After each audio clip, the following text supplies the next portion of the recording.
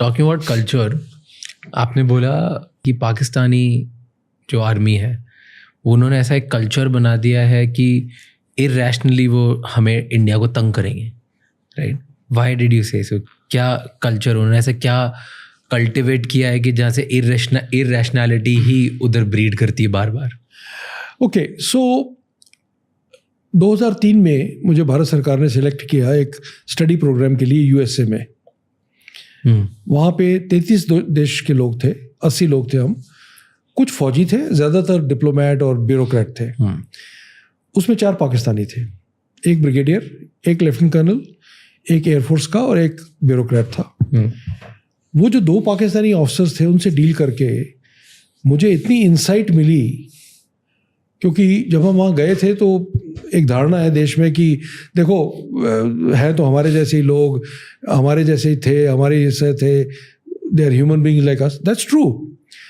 लेकिन उनकी आर्मी हमारी जैसी नहीं है। क्यों? उस आर्मी ने देश पे राज किया है। उस आर्मी के दिमाग में एक एरोगेंस है जो आपको हैरान कर देगी। मैं आपको अभी 1-2 कहानी सुनाऊंगा अभी। लेकिन उसका एक बड़ा स्ट्रेटेजिक लेवल पे देखिए, जब कारगिल की लड़ाई हुई तो जनरल परवेज मुशर्रफ ने अपने प्रधानमंत्री को बताना ज़रूरी नहीं समझा, उन्होंने एयरफोर्स चीफ और नेवल चीफ को बताना ज़रूरी नहीं समझा कि लड़ाई हुई, कि हम लड़ाई करने जा रहे हैं। उन्होंने अपने कई कोर कमांडर्स को नहीं बताया। मैं सीक्रेसी समझता हूँ, लेकिन secrecy army chief, air force chief और नेवी चीफ से नहीं रखता है। हमारा क्या कल्चर था? कारगिल के दौरान मिस्टर वाजपेयी वो रोज़ आर्मी, नेवी, एयरफोर्स के चीफ से मिलते थे और इकट्ठे बैठ के बात करते थे। तो एक वो इनबिल्ट एरोगेंस है। तो जब मैं वहाँ पहुँचा हवाई में कोर्स करने के लिए, Asia Pacific centre for security studies, मेरे को एक बड़ी अजीब बात लगी कि जब हमसे सवाल पूछा जाता है क्लास में तो मैं खड़े होकर बोलता हूँ, मिसाल के तौर पे colonel Neeraj Bali from India. जो पाकिस्तानी खड़े होते हैं वो बोलते हैं colonel so and so from Pakistani army, जैसे कि उस देश की आर्मी नहीं है, आर्मी की का देश है। Okay, now some more examples. उनके एक ब्रिगेडियर साहब थे, नाम नहीं लेना चाहता क्योंकि he was very fond of me. वो मुझे एक दिन कहने लगे तुमने देश में क्या बनाया सिस्टम यार? हाँ, तुम लोगों ने एक पराक्रम किया, पूरी फौज को बॉर्डर पे ले आए, हमें धमकियां दी, फिर कुछ नहीं किया, फिर चले गए। तो तुम लोगों ने अपने प्राइम मिनिस्टर को नहीं बोला कि ये क्या तमाशा है? हमारे देश में तो देखो ऐसा है कि मैं ब्रिगेड कमांडर हूँ और मेरे एक सूबेदार किसी कोर्ट केस के चक्कर में गया था, वापस आया तो मैंने बोला क्या हुआ? क्या लगा सर जज ने मेरे अगेंस्ट स्ट्रिक्चर पास कर दिए। तो मैंने फ़ोन उठाया, जज साहब को बोला रात को ट्रेन पकड़ के आ जाना। सुबह जज साहब आए, मैंने उनको एक कप चाय पिलाई, बिस्किट खिलाया, बोला जज साहब हम फौजी हैं, ये स्ट्रिक्चर फिक्चर मत पास किया करो, हमें कानून नहीं आता। तो जज साहब ने कहा ठीक है जनाब। तो उन्होंने कहा ये वाला वापस ले लो। तो उन्होंने कहा ठीक है जनाब। Okay, so when you are arrogant like this, you assume कि दूसरा देश जो है वो भी आपके नीचे दबा हुआ है किसी तरीके से। उनको ये गलतफहमी क्यों नहीं जाती दिमाग से, मैं समझता नहीं हूँ। 71 में 2 टुकड़े कर दिए, हर लड़ाई में हरा दिया, ठीक है, but that arrogance is there, वो अभी भी ऐसे चल रही है। दूसरा मुझे किस्सा याद है बड़ा इंटरेस्टिंग। ये क्लास में खड़े होकर रोज़ इंडिया के बारे में कुछ ना कुछ बोलते थे। हमने एक स्ट्रेटजी बनाई थी। क्या बोलते थे? कश्मीर के ऊपर कि इंडिया ये कर रहा है, गुजरात के ऊपर फलाना ढमकीना, क्योंकि वो जो कोर्स था वो आर्मी का कोर्स नहीं था, वो बड़ी स्ट्रेटजी का कोर्स था। हमने अपनी एक स्ट्रेटजी बनाई थी कि हम इनका जवाब नहीं देंगे। तो एक दिन वो पाकिस्तानी ब्रिगेडियर साहब मुझे कहने लगे कि नीरज तू तो इतना अच्छा बोलता है, तू तो आर्टिकुलेट, तो तुम बोलते क्यों नहीं जब हम बोलते हैं? तो हमारा जवाब दिया करो, ऐसे तो हम सीखेंगे एक दूसरे के साथ। तो मैंने कहा सर ऐसा है, हम जवाब 2 रीज़न से नहीं देते। एक इसलिए क्योंकि हमारी फ़ौज की एक ट्रेनिंग है कि जब बास्केटबॉल खेलते हो ना तो ड्रिबलिंग के नंबर नहीं होते, बास्केट स्कोर करने के नंबर होते हैं। तो ये रोज़ रोज़ जो आप ड्रिबलिंग कर रहे हो, आपको क्या लग रहा है आप पेंटागन का माइंड चेंज कर रहे हो? अच्छा, दूसरा कारण क्या है? मैंने कहा दूसरा कारण ये है कि आपने देखा है कि कुछ मुल्क ऐसे हैं जिनका रोज क्रिटिसिज्म होता है यहाँ पे। America is a leading example, और वो कभी जवाब नहीं देते। When you are a powerful country you don't have to reply everything. जैसे तुम अपने आप को अमेरिका जैसा समझते हो। खैर ये था।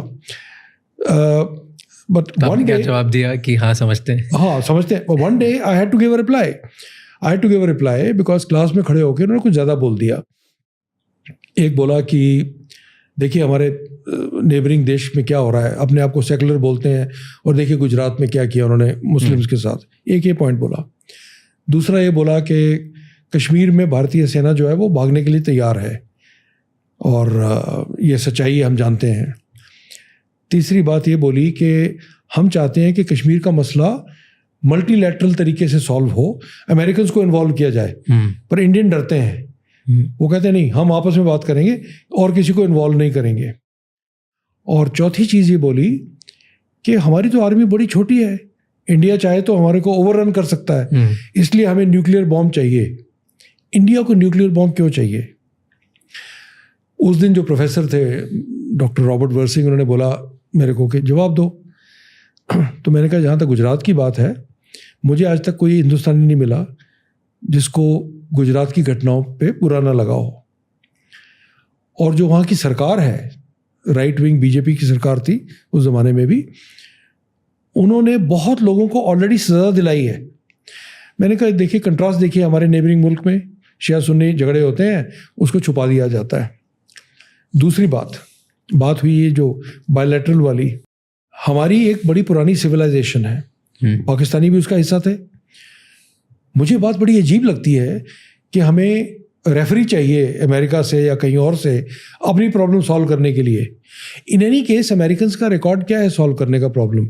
मिडल ईस्ट ना, कोरिया ना, वियतनाम ना, तो why should we call them? मैं आपको एक उदाहरण दे सकता हूं जिसमें बायलैटरल लेवल पे हमने एक बहुत कमाल का चीज़ सॉल्व की थी। 1971 की लड़ाई के बाद हम शिमला में मिले और हमने उस एग्रीमेंट की बेसिस पे पाकिस्तान के 100,000 सोल्जर्स जिन्होंने हमें सरेंडर किया था उनको आज़ाद कर दिया। ये सुन के वो पाकिस्तानी तिलमिला गए, खड़े होने लगे। तो प्रोफेसर ने कहा नहीं बैठो बैठो, जवाब देने दो। तो मैंने कहा तीसरी बात है जो न्यूक्लियर बॉम्ब की, मैंने इंडिया में रहते हुए फौजी डिस्कशन में न्यूक्लियर वर्ड और पाकिस्तान एक लाइन में कभी नहीं सुना था। हमें पाकिस्तान से डील करने के लिए न्यूक्लियर बॉम्ब क्यों चाहिए? आपकी बात सही है, हम तो we can overrun you, but we have regional responsibilities. हमारे ग्लोबल विजन है, हमारी दूसरे गोल्स हैं। हमारी मिसाइल्स की रेंज देखो, वो पाकिस्तान के लिए नहीं है। That is why we need this. तो they wanted to answer but the professor didn't allow them. तो बाद में कॉफ़ी ब्रेक हुई तो ब्रिगेडियर साहब मेरे पास आए, कहने लगे थोड़ा बैकफुट पे डाल दिया आज तुमने हमें। तो लेकिन यार वो नहीं बोलना चाहिए था तुम्हें 100,000 सोल्जर्स वाली बात। देख बाकी तो सिविलियन है, हम फौजी हैं, ये थोड़ा बुरा लगता है ना ये सरेंडर वाली बात। तो मैंने कहा जो कश्मीर पे आपने बात बोली वो अच्छी बात थी। मैंने कहा सर मैं आपको एक बात बताऊं, मैं आपका छोटे भाई की तरह हूँ। अगर वाकई आपका ये इंडियन आर्मी के बारे में ये आपका भ्रम है कि कश्मीर से भागने वाली है, remember my words, in next war you will get a major surprise because you are living in a fool's paradise. तो I said, this is what it is, this is the truth. उसके बाद थोड़ा उनका बोलना कम हो गया था। So you feel कि वहाँ पर पूरी आर्मी, पाकिस्तानी आर्मी एंड जितने वहाँ पे लोग ज्वाइन करते हैं वो इस भ्रम में रहते हैं कि वो लोग ज़्यादा पावरफुल है? देखिए कि इंडिया उनसे डरता है या वो कभी भी कंट्रोल कर सकते हैं बिकॉज उनकी कंट्री में उनका बहुत कंट्रोल चलता है। उनको ये गलतफहमी ज़रूर है, लेकिन मुझे नहीं लगता कि दिल में किसी को ये लगता होगा कि इंडिया डरता है। वो तो सवाल ही पैदा नहीं होता। You look at even YouTube videos today, Pakistani आते हैं, देखते हैं क्या देश है, तो वो बात तो ख़त्म हो चुकी है। ये अभी गिदड़ भभकी वाली बात है अब तो, और कुछ नहीं है। बाय द वे एक और बड़ा इंटरेस्टिंग किस्सा था। तो जब ये 3 महीने ख़त्म हुए तो एक बड़ी पार्टी हुई जिसमें सभी देशों के लोगों को अपना ड्रेस पहननी थी और अपना खाना बनाना था। तो हम 4 लोग थे, हम खाना बनाने में तो नौसिखिया थे, पर चलो हमने बना दिया चना भटूरा। और ड्रेस हमने, किसी ने अपना कुर्ता पजामा पहना, किसी ने कुछ पहना, मैंने उसमें पठान सूट पहन लिया।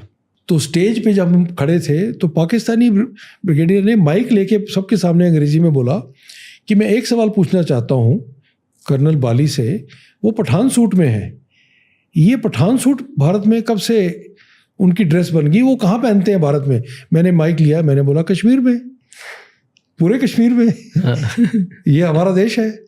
तो बहुत लोग हंसे उस बात पे। और थैंक यू सो मच ये क्लिप एंड तक देखने के लिए। अगर आपको और भी ऐसी क्लिप्स देखनी है तो राज शमानी क्लिप्स चैनल को सब्सक्राइब कर लीजिए।